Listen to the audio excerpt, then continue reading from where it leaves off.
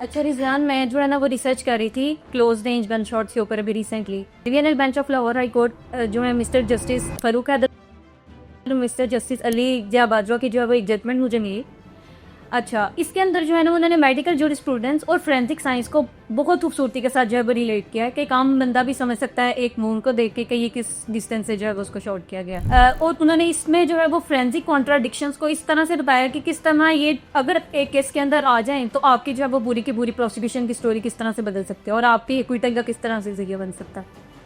अच्छा, इस केस के फैक्ट्स इस तरह से हैं कि अक्यूज राइफल लेके आता है और वो जो है आके बंदे पे जो है वो फायर कर देता है। उसकी लेफ्ट थाई पे जो है वो फायर लगता है, क्रॉस होता है, बंदा मजरूबी हालत में ज़मीन पे दिखता है।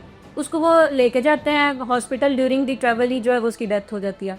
ट्रायल कोर्ट जो है अक्यूज को जो है वो दे देती है डेथ सेंटेंस। जब ये मैटर जो है वो लाहौर के divisional bench of Lahore high court mister justice Ali Zia Bajwa और मिस्टर जस्टिस फरूक हैदर के पास आता है, तो वो एक मेजर कॉन्ट्राडिक्शन ये देखते हैं कि जो साइड प्लान है जिसपे एडमिटेड डिस्टेंस जो है वो फायरिंग स्पॉट का और प्लेस का वो है 40 फीट, लेकिन जो पोस्टमार्टम एग्जामिनेशन है उसके अंदर ये देखा जाता है कि इंजरी के करीब जो है वो बर्निंग और ब्लैकनिंग है। अब बर्निंग और ब्लैकनिंग जो है वो ये सिग्निफाई करती है कि ये क्लोज रेंज शॉट हुआ है।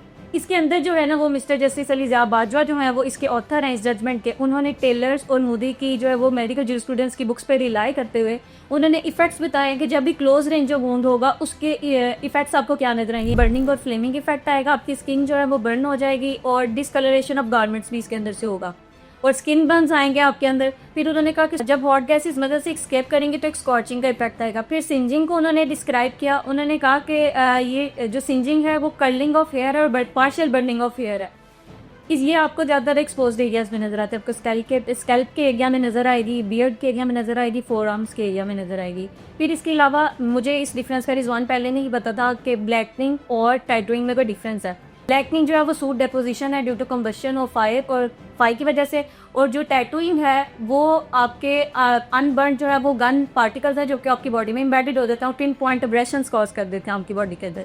इनको आप वाइप आउट नहीं कर सकते, जबकि ब्लैकनिंग को आप वाइप आउट कर सकते हो। तो ये एक मेजर कॉन्ट्राडिक्शन थी सिर्फ इस बेस पे जो है, और बाकी दूसरा जो आती उसकी बेसिस पे जो है वो कोर्ट ने एक्यूज को एक्विट कर दिया।